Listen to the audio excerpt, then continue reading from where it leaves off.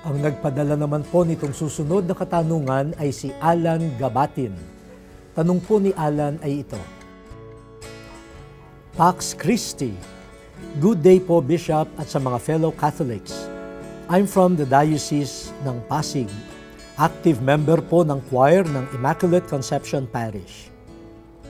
Ask ko lang po, papaano po ba ang proper na pagdidispose ng mga lumang imahe ng mga santo o litrato o anumang banal na bagay na di na po nagagamit?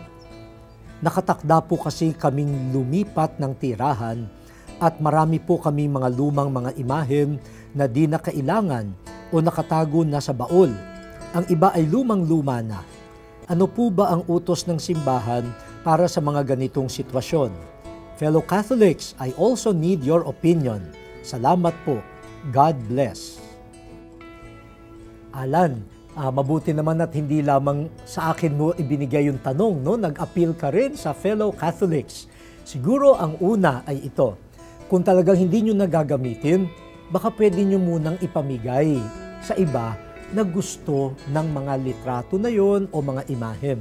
Alam mo, maraming mga barangay chapels na lalo na doon sa medyo mahihirap na lugar na hindi naman kayang bumili ng mga bagong statues o mga bagong larawan. Baka sa kanila nyo na i-donate, no? Nakatulong pa kayo.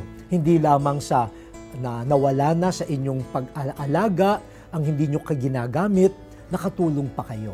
Ngayon, kung talagang wala namang tatanggap at wala kayong mapagbigyan, ang ginagawa ng iba ay ito, ibinabaon sa isang lugar na safe, no?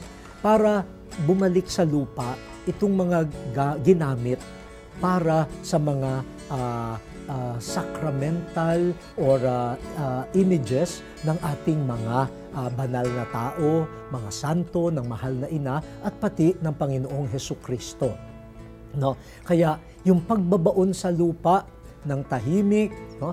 Yun ang pinaka-safe na magagawa. Pero para sa akin, ang una nyo pa rin gawin ay maghanap ng maaaring tumanggap at nangangailangan ng mga gamit na ito.